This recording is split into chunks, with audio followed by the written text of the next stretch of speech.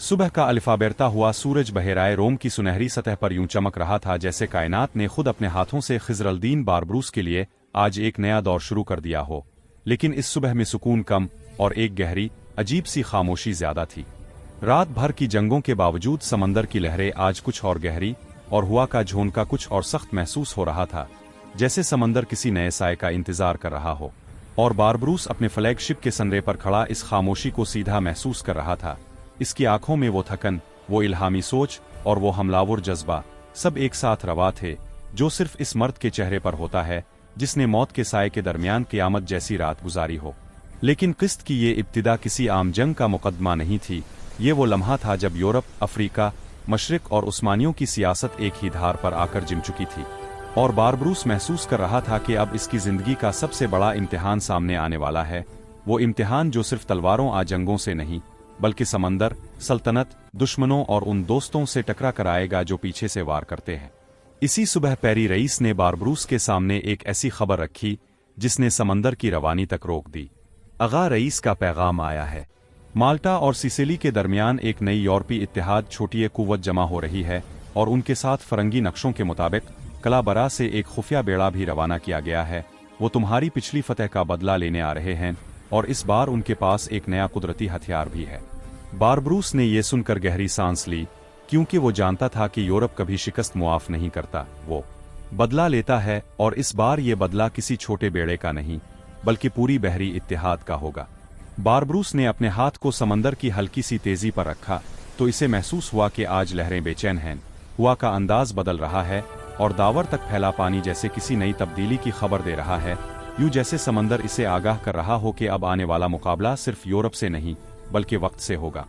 इसी लम्हे इसके अंदर एक नई आग भड़क उठी, वही आग जो इसने बचपन में अलजायर की गलियों में महसूस की थी जब उरूज रईस इसे समंदर की आज़ादी के किस्से सुनाया करते थे। वही आग जो इसने इसहाक रईस की शहादत के बाद दिल के किसी गहरे खाने में दबा दी थी, लेकिन आज फिर से भड़क रही थी, जैसे कोई जख्मी शेर पहले अपने जख्म चाटता है और फिर पूरी दुनिया पर दांत निकालता है। यूरोप की इस नई इत्तेहादी कुव्वत के साथ सिर्फ जंग का खतरा नहीं था, उस्मानी सल्तनत के अंदर भी सियासी तनाव उभर रहा था। कुस्तुनतुनिया में सदरन आजम के कुछ मुखालिफ तबके बारबरूस की बढ़ती शोहरत से खाइफ थे और उनका खौफ इस हद तक बढ़ गया था कि उन्होंने खुफिया तौर पर चंद बहरी अफसरों को बारबरूस के खिलाफ भड़का दिया। उनकी चाल ये थी कि अगर यूरोप बारबरूस को किसी नई जंग में फंसाए और वो जरा सी भी ताखीर आ लग़ज़िश का शिकार हो जाए तो इस पर इल्ज़ाम लगाकर इसकी कमान छीन ली जाए। लेकिन बारबरूस उन तमाम सियासी खेलों से बहुत ऊपर था। इसका ईमान और इसकी नीयत पहाड़ी चट्टान की तरह मजबूत थी और इसे दिल के अंदर ये यकीन था कि जब तक इसकी सांसें चल रही हैं, उस्मानियों का परचम समंदर पर मिट नहीं सकता। किस्त 8 के इस अज़्म तो गैरत भरे दिन में इसने अपनी पूरी बहरी बेड़े को माल्टा की जानिब मोड़ने का फैसला किया, क्योंकि वो जानता था कि अगर दुश्मन सीधा सिसिली से बहराए रोम में दाखिल होने के इरादे से निकला है तो इसे बीच रास्ते में ही रोकना होगा।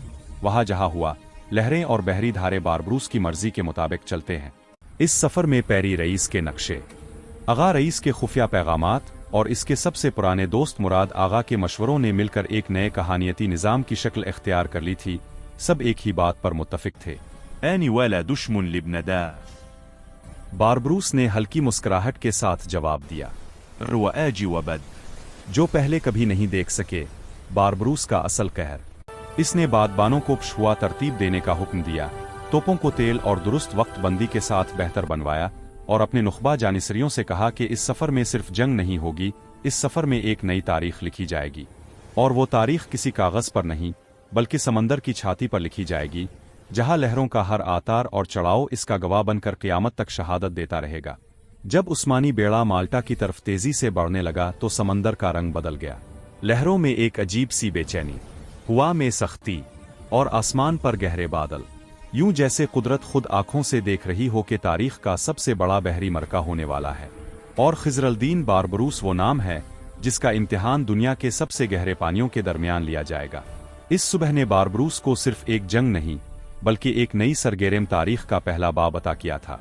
और किस्त 8 की ये तमहीद इसी बाब की पहली रोशन तहरीर थी, जहां समंदर ने एक बार फिर अपनी रूह के साथ कहा, ए रोम की तलवार, आओ अब असल इम्तिहान शुरू होता है।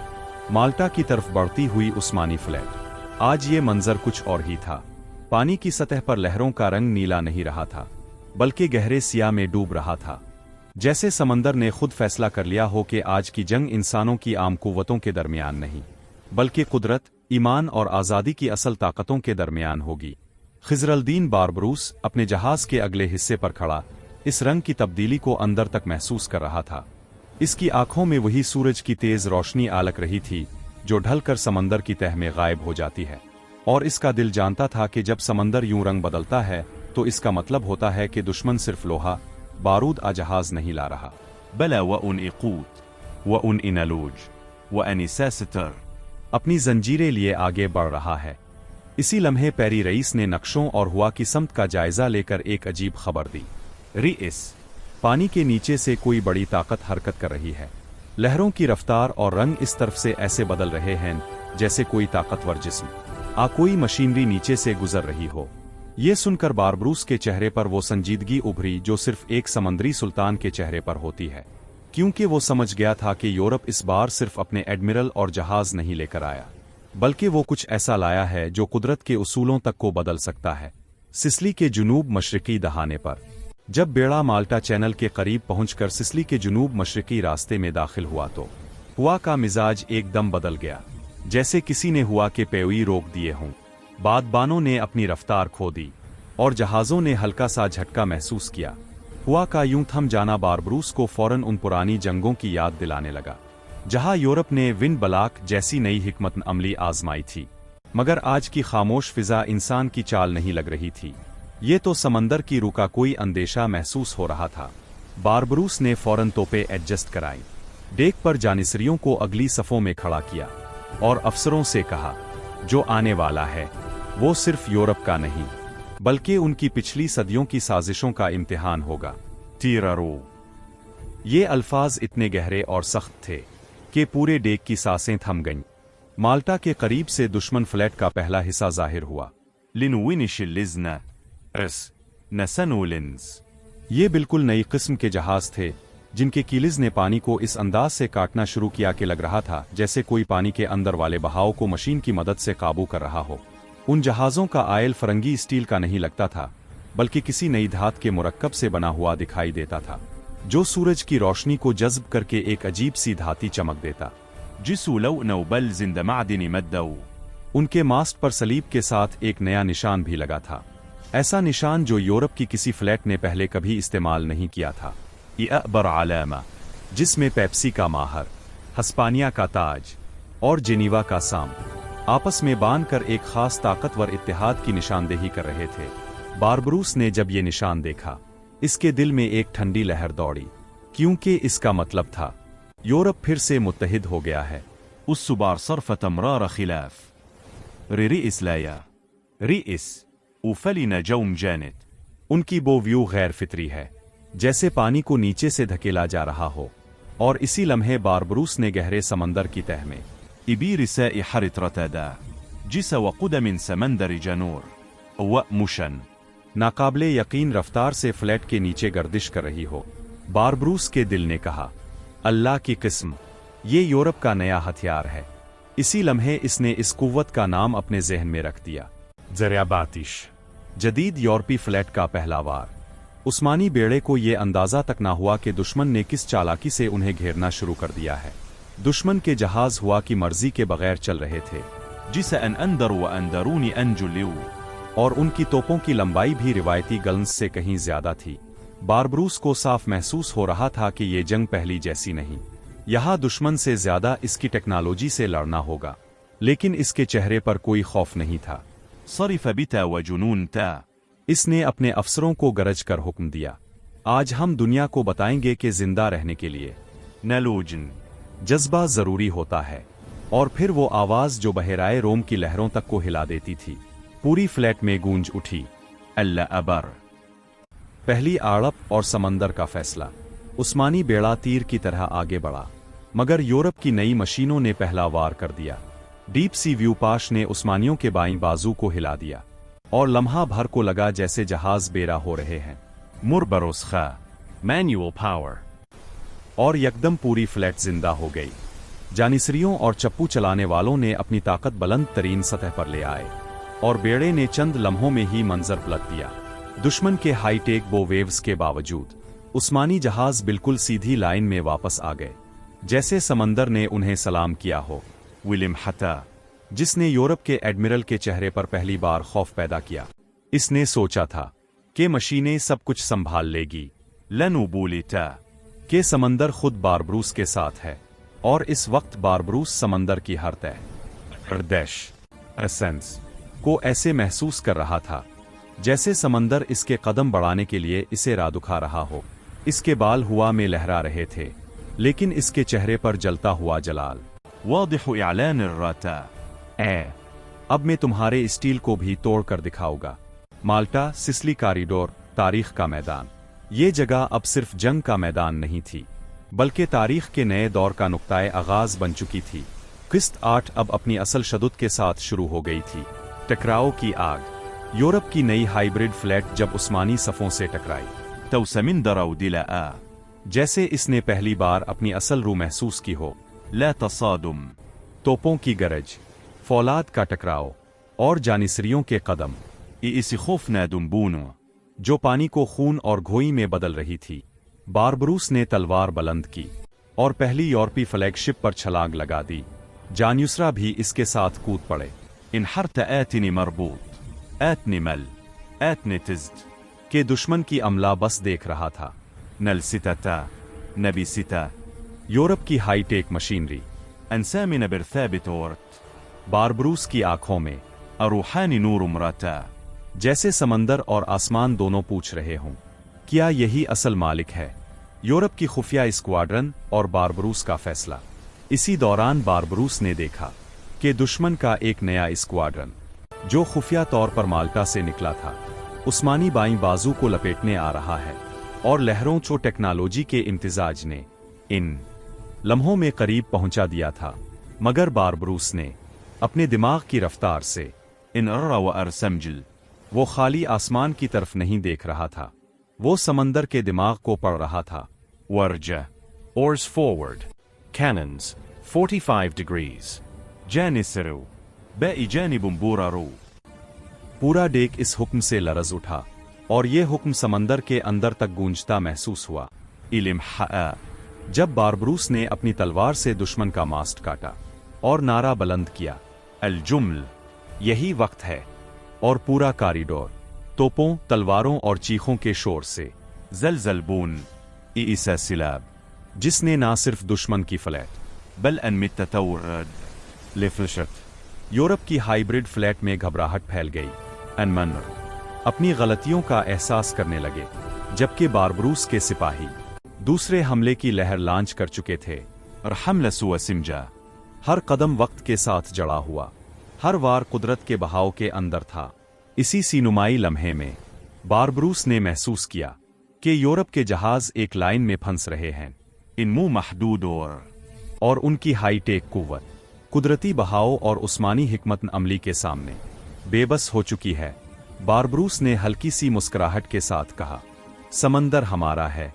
और अब वक्त आ गया है कि दुश्मन को अब असल फर्क महसूस हो रहा था समंदर और बहरी सुल्तान के दरमियान।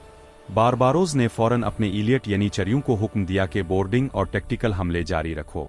पूरा कॉरिडोर यूरोप की बहरी ताकत के लिए एक बेहंगम दान जंग बन चुका था।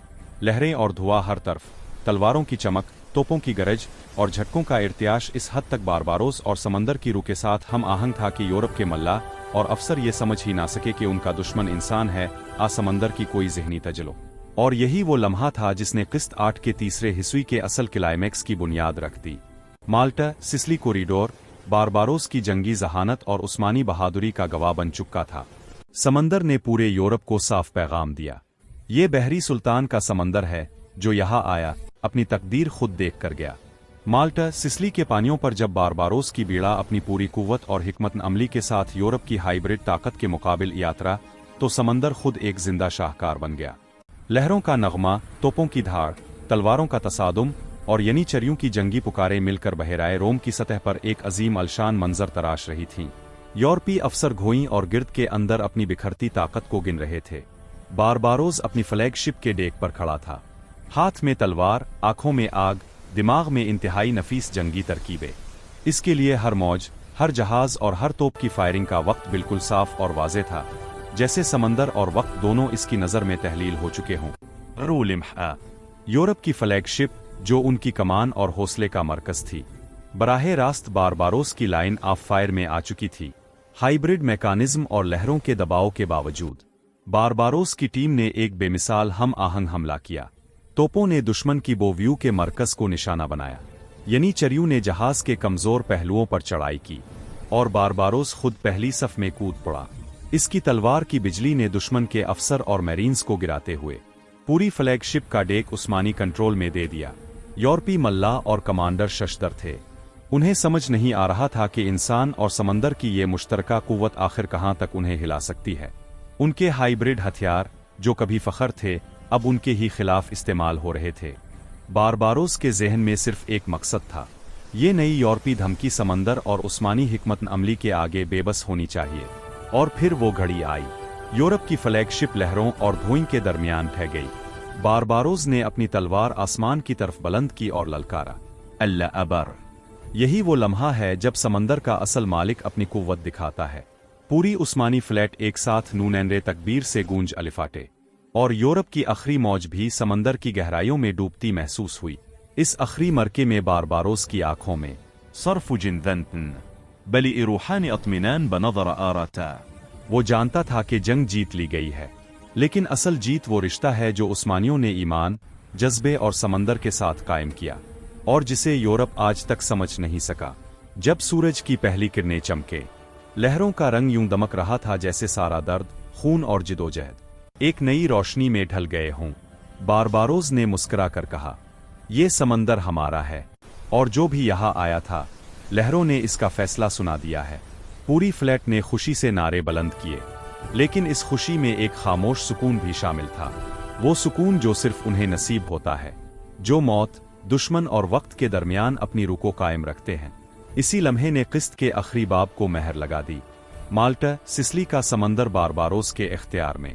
یورپی افسر شکست کا بوجھ اٹھائے، اور بحیرہ روم کی لہریں اور فضائیں بارباروس کو ہمیشہ کے لیے ایک زندہ لیجنڈ بناتے ہوئے ایک ایسی تلوار کا استعارہ جو لوہے سے نہیں بلکہ روح، حکمت اور ایمان سے ہر جنگ جیتتی ہے۔ یوں اس قسط کا آخری مرکہ ایک لازوال رزمیہ بن گیا، جو سمندر اور انسانی جذبوں کی حدود کو ان منزل تلأ